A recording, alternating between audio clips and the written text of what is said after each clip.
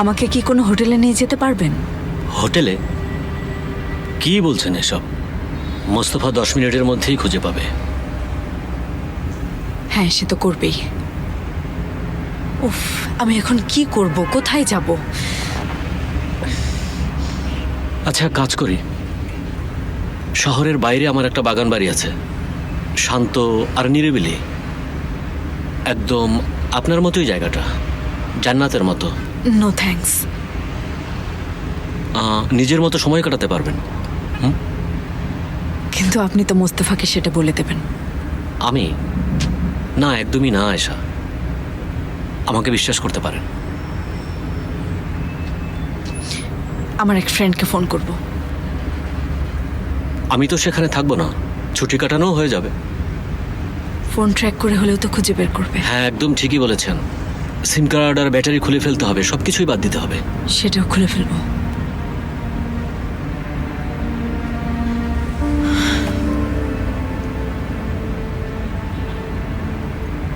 কাজের কথাও বাদ। চিন্তা করবেন না আপনি, আমি কাকদাসের সঙ্গে কথা বলেছি। আমাকে যে গুলি করেছে বলেননি? কি বলছেন আয়েশা, আমি এমন কথা কেন বলবো? সব ঠিক হয়ে যাবে।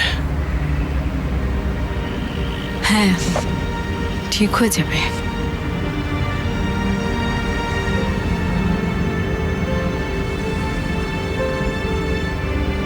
আমিও খুঁজছি, তার কোনো খোঁজই নেই। আমি জানি না। কি হচ্ছে এখানে? আয়শাকে কোথাও খুঁজে পাওয়া যাচ্ছে না। কোথাও তাকে খুঁজে পাওয়া যাচ্ছে না মানে কি? যে গতকাল রাতেই অপারেশন থেকে বের হয়েছে সে কোথায় গেল? একজনের সাথে বের হতে দেখেছে। কে কে? আমি জানি না, সে একটা নোট রেখে গেছে। কিসের নোট?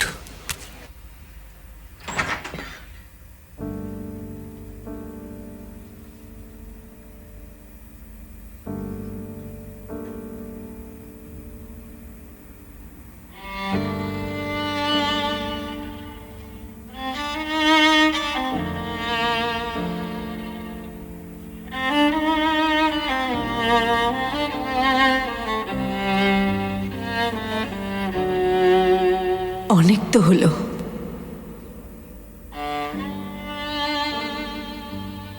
আমরা অনেকবার চেষ্টা করেছি, কিন্তু কোনো কিছুই ঠিক হয়নি। তুমি সেটাই করেছো যা করতে চেয়েছো।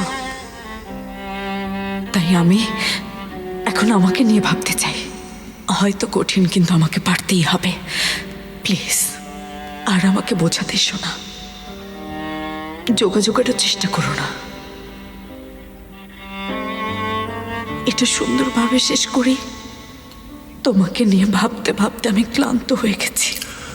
ভুলে যাও।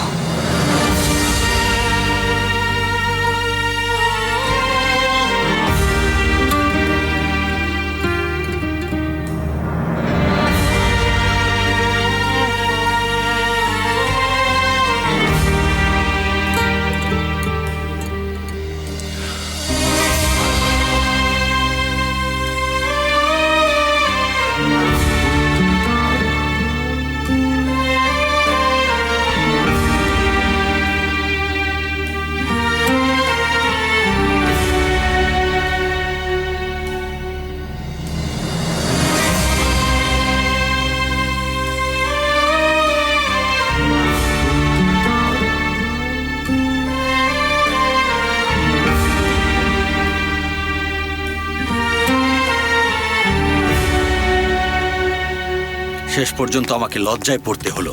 আমি তোমাকে বলেছিলাম ঠিকঠাক কিছু পরে যেতে, তুমি সেখানে গিয়ে ইঁদুরের মতো চুপচাপ হয়ে বসেছিলে।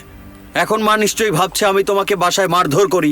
সেটাই তো ভাববে নাকি? কি মনে হয় তোমার? বলো, আমাকে বলো। কেন? তুমি তো বলেছিলে ভদ্রভাবে আচরণ করতে। আমি তো বলেছিলাম ভদ্রভাবে আচরণ করতে, কিন্তু তুমি তো প্রায় মরা মানুষ হয়ে গিয়েছিলে।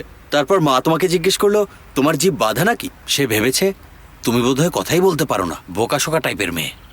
এমনটাই স্বাভাবিক, এর জন্য তুমিই দায়ী। শোনো, আমার পরিবার সাহসী মেয়ে পছন্দ করে, যারা অনেক বেশি কথা বলতে পছন্দ করে তাদেরকে সবাই ভালোবাসে। আর তুমি সেখানে গিয়ে কি করলে? একদম ভেজা বেড়ালের মতো চুপচাপ হয়ে বসেছিলে। কিন্তু আমি জানি আমি খুব ভালোভাবেই বুঝতে পারছি তুমি কি চাল চালছো ফেরিয়া কারায়েল।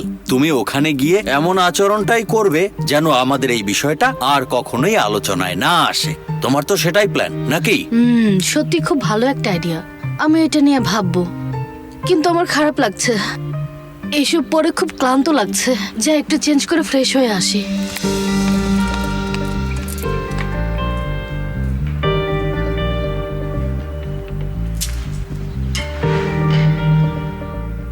দাঁড়াও, তোমাকে আমি দেখাচ্ছি। আমি তোমার উপর সেফেরের কৌশল প্রয়োগ করব। আমি গিয়ে কাজ ডেকে নিয়ে আসব, তারপরে আমরা বিয়ে করে ফেলবো। একবার বিয়ে করে ফেললেই শেষ। আরে ওর আইডি কার্ডটা কোথায়?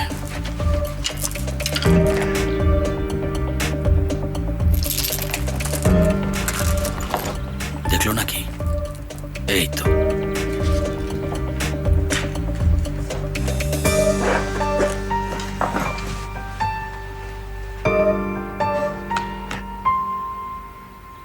এবার দেখবে তুমি, তোমাকে বিয়ে করার জন্য জুলফিকার আর কি কি করতে পারে দেখতে পাবে তুমি।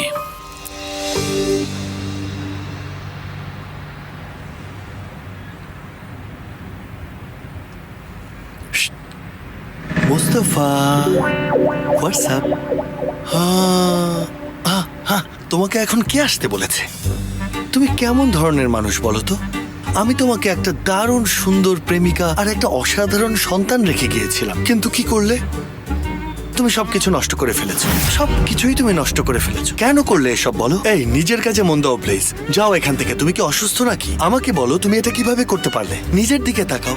তুমি কিভাবে ভাবো যে তুমি মাফিয়া হতে পারবে? আর তুমি স্যুট পরে গিয়েছিলে।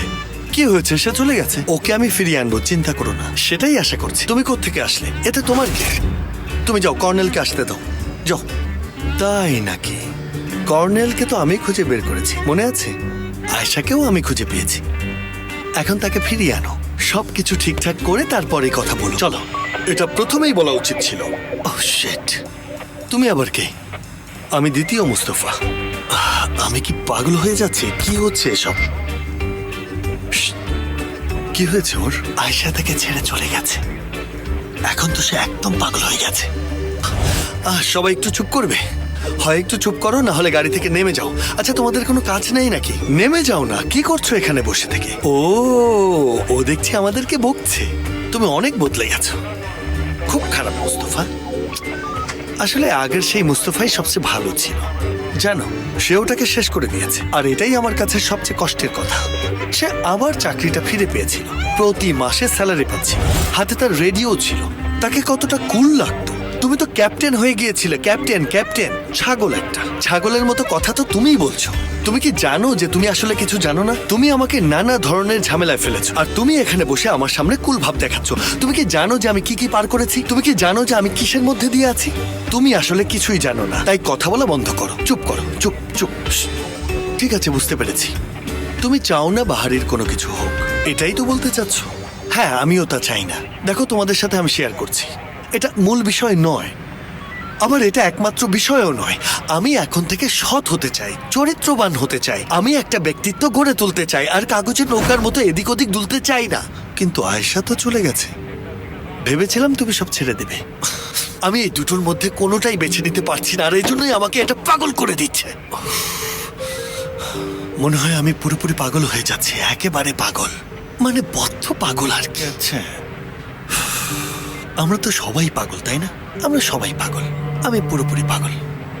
পাগল।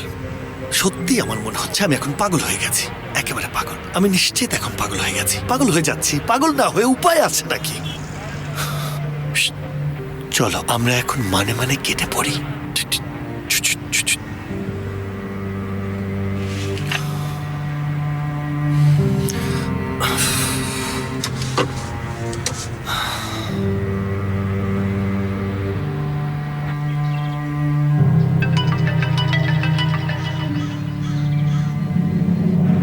হ্যালো সেমা। হ্যাঁ মোস্তফা, বলো। আয়েশার সাথে কথা হয়েছে? না, তুমি কি তার সঙ্গে নেই? না, সে হাসপাতাল থেকে বেরিয়েছে, আমার কাছ থেকে পালিয়ে বেড়াচ্ছে। কি বলছো? এমন অবস্থায় সে হাসপাতাল থেকে কিভাবে বের হলো? ও যদি তোমাকে ফোন করে আমাকে জানিও। আচ্ছা ঠিক আছে। উফ।